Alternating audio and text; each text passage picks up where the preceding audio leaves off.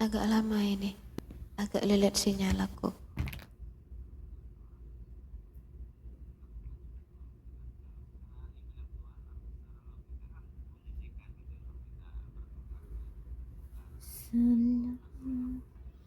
Assalamualaikum warahmatullahi wabarakatuh. Assalamualaikum warahmatullahi wabarakatuh, Sniper. Selamat bergabung.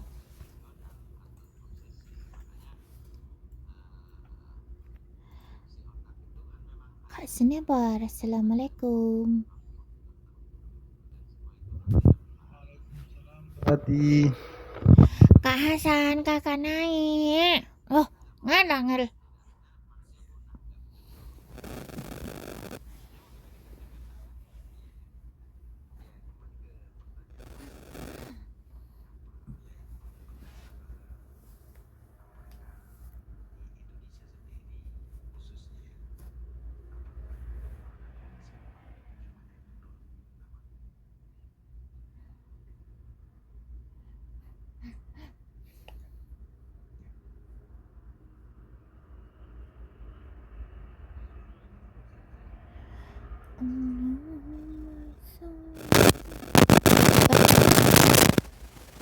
Ada tanya, Ustaz?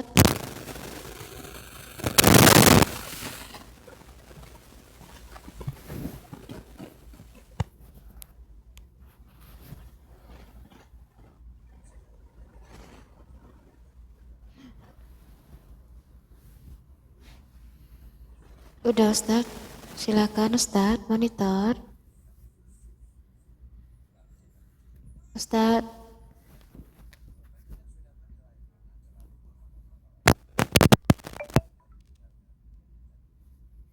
sudah ya, kita mulai. Iya, silakan, Ustaz. Bismillahirrahmanirrahim. Assalamualaikum warahmatullahi wabarakatuh. Waalaikumsalam warahmatullahi wabarakatuh. Alhamdulillahi alal in'am binikmatil imani wal islam. Asyhadu an la ilaha illallah wahdahu la syarikalah wa asyhadu anna Muhammadan abduhu wa rasuluh. Qala Allahu ta'ala fil Qur'anil Karim. A'udzu billahi minasy syaithanir rajim. Iqra bismi rabbikal ladzi khalaq. Khalaqal insana min 'alaq. Iqra wa rabbukal akram alladzi 'allama bil qalam. 'Allamal insana ma lam ya'lam. Al-ayah. Puji syukur kehadirat Allah Subhanahu wa taala bahwasanya pada malam hari ini kita bisa dipertemukan di majelis yang berbahagia ini. Mudah-mudahan apa yang kita bahas nanti menjadi satu ilmu untuk mendekatkan diri kita kepada Allah Subhanahu wa taala. Salawat dan salam marilah kita curahkan kepada junjungan kita Nabi besar Muhammad sallallahu alaihi wasallam. Berkat beliaulah kita mengenal dinul Islam, dan mudah-mudahan kelak di yaumil akhir kita mendapatkan syafaat dari beliau. Amin ya rabbal alamin. Sebelum kajian kita mulai, marilah kita sama-sama membaca suratul Fatihah. Kita sama-sama bermunajat kepada Allah Subhanahu wa taala untuk saudara kita, keluarga kita yang tercinta, andetolan kita yang tercinta, yang barangkali kena musibah, mungkin tanah longsor, atau banjir, atau gunung berapi yang meletus, atau musibah yang atau masih dalam kondisi sakit, mudah-mudahan disembuhkan oleh Allah Subhanahu wa taala. Marilah kita bersama-sama membaca suratul Fatihah. Al-Fatihah. A'udzubillahi minasyaitonirrajim. Bismillahirrahmanirrahim. Alhamdulillahirabbil alamin. Arrahmanirrahim. Maliki yaumiddin. Iyyaka na'budu wa iyyaka nasta'in. Ihdinas siratal mustaqim. Siratal ladzina an'amta 'alaihim ghairil maghdubi 'alaihim waladdallin. Amin. Masirul muslimin yang dirahmati oleh Allah Subhanahu wa taala.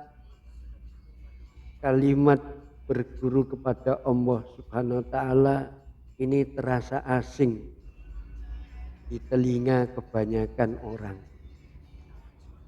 Namun saya pribadi terdorong untuk menggunakan sebagai topik bahasan pada malam hari ini. Saya melihat dari sisi yang lain, dari setiap pengajaran suatu ilmu yang disampaikan oleh para guru maupun para pakar. Mereka adalah orang-orang yang mendapatkan ilmu dari membaca buku yang tersusun dari huruf-huruf maupun membaca dari setiap kejadian-kejadian yang unik dari fenomena alam semesta ini. Apabila kita perhatikan di dalam muqaddimah yang saya bacakan Low tadi battery. Please di charge. surat Al-Alaq ayat 1 sampai 5 yang berbunyi a'udzubillahi minasyaitonirrajim bismillahirrahmanirrahim. Iqra bismi rabbikal ladzi khalaq. Bacalah dengan menyebut nama Tuhanmu yang menciptakan. Khalaqal insana min 'alaq. Dia telah menciptakan manusia dari segumpal darah. Iqra wa rabbukal akram. Bacalah dan Tuhanmu yang maha akram, yaitu yang maha pemurah. Alladzi 'allama bil qalam, yang mengajar manusia dengan perantaraan kalam. Allamal insana malam ya'lam. Dia mengajarkan kepada manusia apa yang tidak diketahuinya atau yang tidak diketahui oleh manusia. Ayat di atas jelas sekali bagaimana Allah mengajarkan membaca dengan melihat suatu kejadian penciptaan manusia, mulai dari bentuk atau mudghah atau segumpal darah hingga menjadi bentuk manusia yang sesempurna mungkin. Kalau kita runut serangkaian kejadian tersebut dengan teliti dan kita bisa ceritakan kembali kepada orang lain, maka secara tidak sadar kita telah mengajarkan sebuah ilmu. Dan kalau kita khususkan lebih dalam penelitian kita di atas, peristiwa kelahiran manusia mungkin kita akan lebih banyak mengetahui seperti halnya kejadian yang akan kita perhatikan. Misal ovum atau sel reproduksi wanita yang telah dewasa itu ditempatkan dalam jaringan yang berbentuk semacam titik, yaitu bisul, di permukaan indung telur. Pada saatnya yang tepat terbukalah pintu atau ovum itu bergerak maju ke bagian ruang peranakan atau di dalam rahim.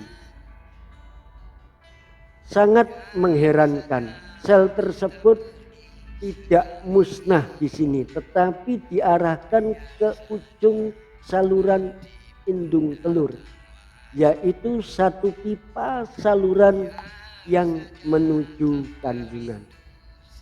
Jadi masya Allah ya, ilmu Allah itu, makanya judul saya berguru kepada Allah ya, dicontohkan dalam kejadian Allah menciptakan manusia yang serumit itu. Jadi ovum atau sel reproduksi wanita didorong ke dalam kandungan melalui saluran indung telur dengan sejumlah besar jari-jari halus yang menyapu sel itu dan menggerakkannya. Sementara sel tersebut melewati seluruh indung telur, maka sekarang ia dapat bertemu dengan sperma.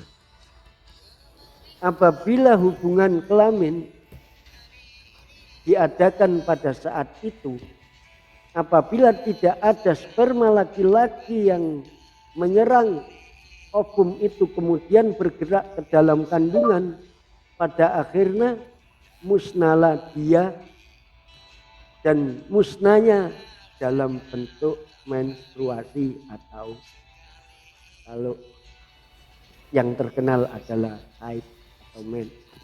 Namun jikalau kedua sel itu bersatu, maka hidup baru pun mulai. Sel baru ini akan bergerak secara perlahan-lahan untuk meneruskan perjalanannya dalam saluran indung telur hingga sampai di kandungan. Di sanalah ia bermukim selama 9 bulan. Kemudian sel itu berkembang menjadi bayi yang sempurna. Subhanallah, Allah Maha Besar. Jadi itulah ilmu Allah yang dimaktubkan dalam perkembangan janin bayi. Makanya di dalam surat tadi dikatakan Iqra. Itu berapa kali? Bacalah Iqra bismi rabbikal ladzi khalaq. Khalaqal insana min alaq. Iqra wa rabbukal akram. Jadi bacalah supaya apa? Supaya kita mengerti ilmu Allah yang diberikan kepada hambanya manusia melalui tanda-tanda penciptaan Allah tersebut. Nah, ayat tersebut dikuatkan lagi di dalam surat Al-Mu'minun ayat 12 sampai dengan ayat 14. Walaqad khalaqnal insana min sulatim min tin summa ja'alnahu nutfatan fi qaririm makin summa khalaqnan nutfata alaqatan fa khalaqnal alaqata mudghatan fa khalaqna mudghatan idoman fasaunal idoma lahman summa ansa anahu khalqan hasanan fatabarakallahu ahsanahul khaliqin. Dan sesungguhnya kami telah menciptakan manusia dari satu saripati berasal dari tanah, Kemudian kami jadikan saripati itu air mani yang disimpan dalam tempat yang kokoh, yaitu rahim seorang wanita. Kemudian air mani itu kami jadikan segumpal darah, lalu segumpal darah itu kami jadikan segumpal daging, dan segumpal daging itu kami jadikan tulang belulang. Lalu tulang belulang itu kami bungkus dengan daging. Kemudian kami jadikan dia makhluk yang berbentuk. Maka Maha Suci Allah pencipta yang paling baik. Jadi banyak orang yang mengajarkan ilmu kepada muridnya, namun ia tidak mampu memberikan kefahaman. Banyak guru yang mengajarkan ilmu agama, namun ia tidak bisa memberikan secuil iman. Dan banyak juga guru mengajarkan sholat dan rukunnya, namun ia tidak bisa memberikan kekhusyuan. Dan banyak majelis-majelis pembersihan jiwa, namun ia tidak bisa membersihkan jiwanya. Semua itu hanya datang dari Allah Subhanahu wa ta'ala. Maka marilah kita sama-sama berdoa dalam sesuatu hal yang terkutip dalam surat An-Nur ayat 21 yang artinya, hai orang-orang yang beriman, janganlah kamu mengikuti langkah-langkah setan. Barang siapa yang mengikuti langkah-langkah setan, maka sesungguhnya setan itu menyeru mengerjakan perbuatan yang keji dan mungkar. Sekiranya tidaklah karena karunia Allah, sekiranya tidaklah karena karunia Allah dan rahmatnya kepada kamu sekalian, niscaya tidak seorang pun dari kalian bersih dari perbuatan keji dan perbuatan mungkar itu selama-lamanya.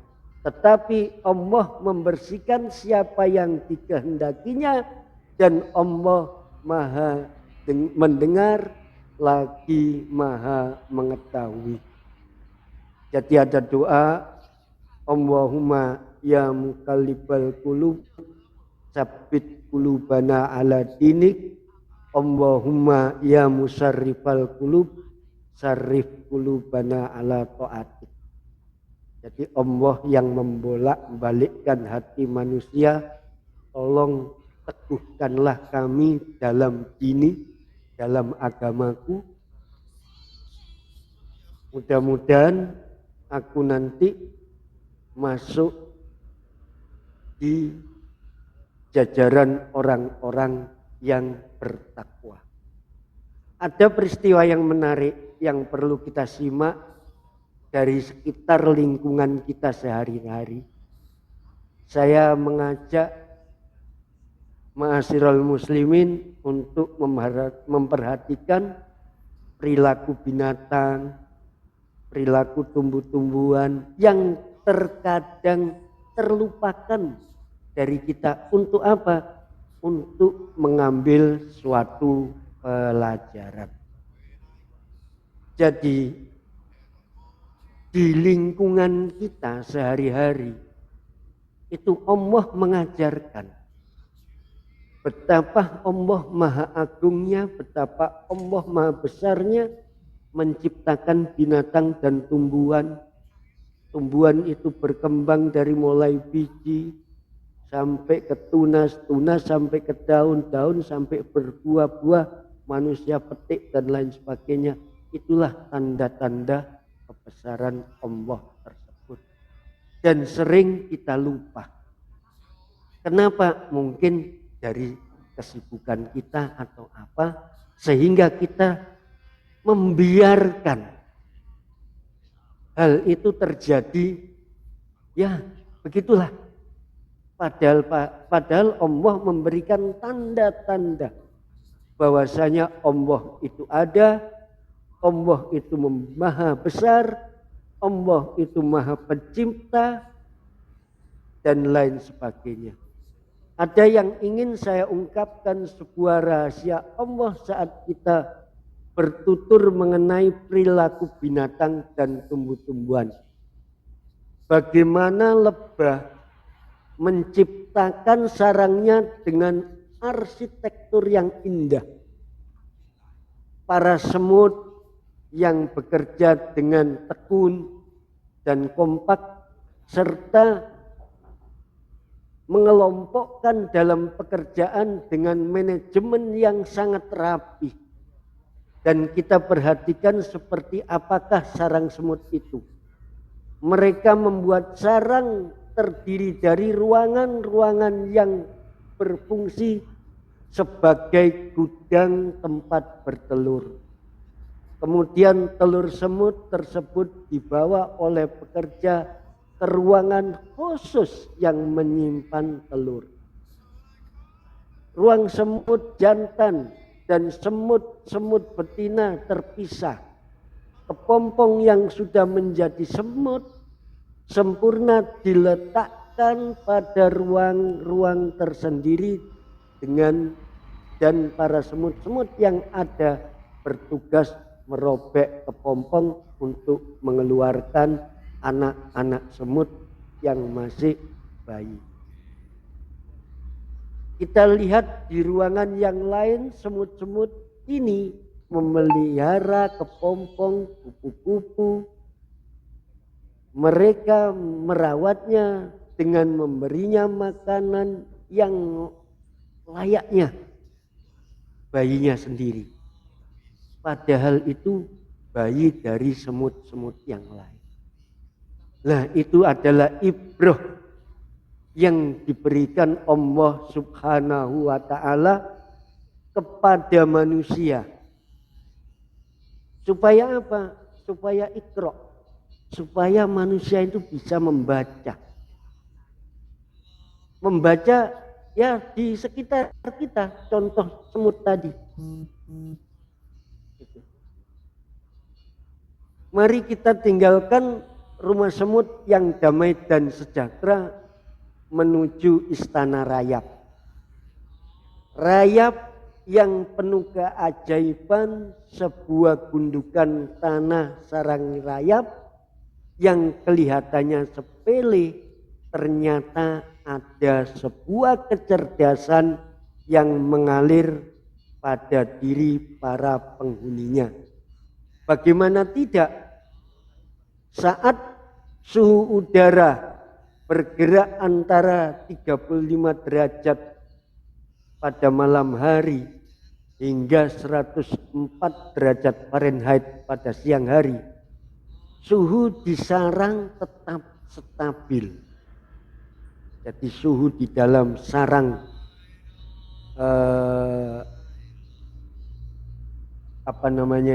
rayap itu selalu stabil. Kehebatan ini membuat arsitek dari Zimbabwe itu berguru kepada rayap.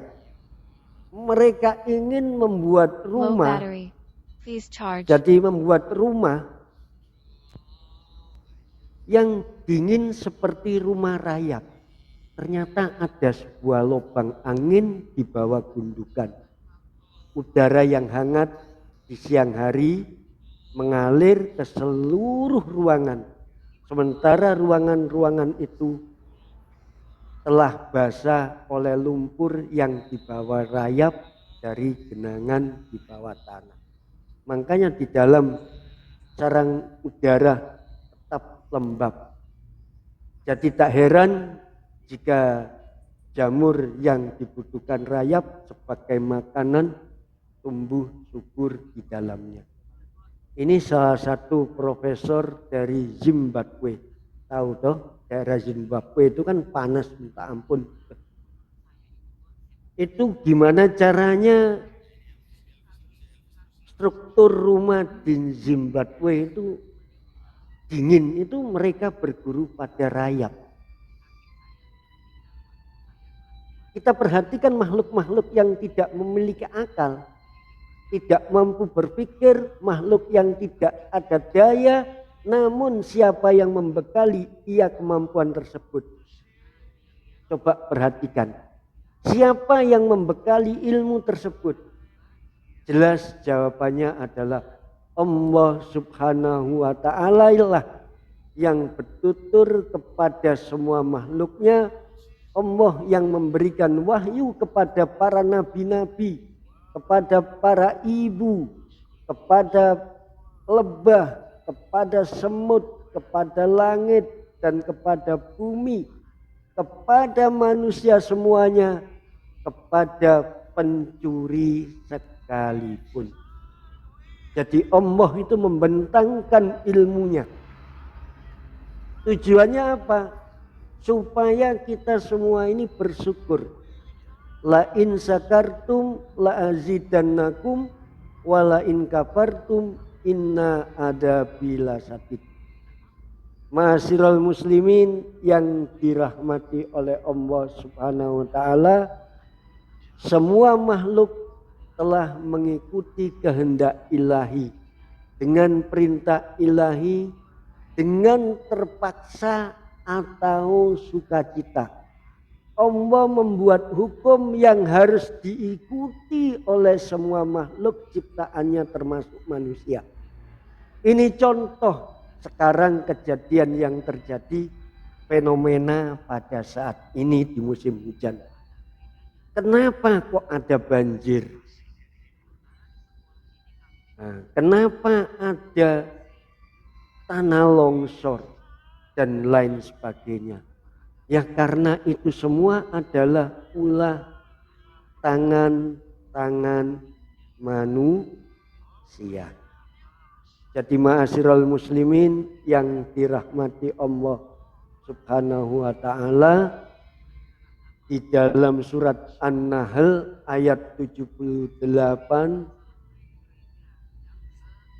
Allah berfirman yang artinya, dan Allah telah mengeluarkan kamu dari perut ibumu tidak mengetahui apa-apa. Kemudian Allah memberi kepada kamu pendengaran dan penglihatan serta pikiran atau perasaan supaya kamu bersyukur. Dikuatkan lagi di surat Al-Fussilat ayat 11 yang artinya kemudian dia mengarah kepada langit yang masih berupa kabut, lalu dia berkata kepadanya dan kepada bumi, silahkan kalian mengikuti perintahku dengan suka hati atau terpaksa. Jawaban mereka, kami mengikuti dengan suka hati. Maka terjadilah perputaran matahari dikelilingi oleh bumi, awan bergerak mengelilingi bumi untuk mengirim hujan di bumi. Mari kita perhatikan di dalam Al-Quran, yaitu surat Al-Fussilat ayat 12. Kalau tadi ayat 11, sekarang ayat 12, yang artinya maka Allah menjadikannya 7 langit dalam 2 hari dan mewahyukan perintahnya kepada tiap-tiap langit itu, dan kami hiasi langit-langit dunia dan pelita-pelita dan kami memeliharanya. Demikianlah ketentuan yang maha perkasa lagi maha mengetahui. Bayangkan ma'asyiral muslimin yang dirahmati oleh Allah Subhanahu wa taala, Allah menciptakan langit ini berlapis-lapis Dari langit pertama, langit kedua, ketiga sampai langit ketujuh. Di dalam langit itu ada galaksi-galaksi. Dan kita bumi ini punya galaksi yaitu matahari. Di dalam matahari ada putaran galaksi yang lebih besar lagi.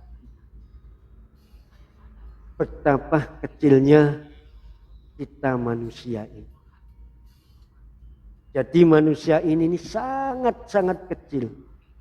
Tapi karena manusia diberi akal, makanya manusia besar dengan kesombongan dan keangkuhan terhadap Allah yang menciptakan langit dan bumi. Allah mengajarkan manusia apa-apa yang belum diketahuinya. Allah lah yang menentukan manusia, memberikan inspirasi, ilham dan wahyu. Tumbuhnya patut mengikuti perintah Tuhannya, tidak kecuali orang-orang kafir. Jadi Allah itu memberikan segalanya tanpa terkecuali. Mau itu beriman kepadanya maupun tidak beriman kepadanya, tidak mempengaruhi kemahaesaan Allah, tidak memengaruhi maha kebesaran Allah Subhanahu wa ta'ala. Seperti yang saya katakan di awal, Allah mewahyukan lebah. Makanya di dalam Al-Quran itu ada surat An-Nahl. Tujuannya apa? Tujuannya kita bisa mempelajari gimana lebah itu. Dan Allah mewahyukan kepada ibunya Nabi Musa. Itu di dalam surat Al-Qasas ayat 7. Yang artinya, dan kami ilhamkan kepada ibu Musa. Susuilah dia dan ambillah kamu khawatir terhadapnya, maka jatuhkanlah dia ke sungai Nil. Dan janganlah kamu khawatir dan jangan pula kamu bersedih hati. Karena sesungguhnya kami akan mengembalikannya kepadamu dan menjadikannya salah seorang dari para rasul. Jadi Allah itu tidak akan ingkar janji. Jadi Allah menyuruh ibunya Musa untuk menyusui, habis menyusui suruh menghanyutkan sungai Nil. Dan Nabi Musa pada waktu kecil hanyutlah di sungai Nil. Dan apa yang terjadi? Ketemu lagi dengan ibunya. Dan ibunya menjadi ibu susu di dalam kerajaan Fir'aun. Di ayat selanjutnya, maka dia menjadikanlah 7 langit dalam 2 masa. Itu yang saya ceritakan tadi. Jadi Allah menjadikan 7 langit dalam 2 masa. Tujuannya apa? Tujuannya adalah kita bersyukur kepada Allah Subhanahu wa ta'ala. Betapa maha agungnya Allah, betapa maha besarnya Allah. Nah, kata-kata wahyu yang tertera dalam ayat di atas secara tegas bahwa Allah tidak menutup-nutupi kepada kita semua. Bahkan siapa-siapa yang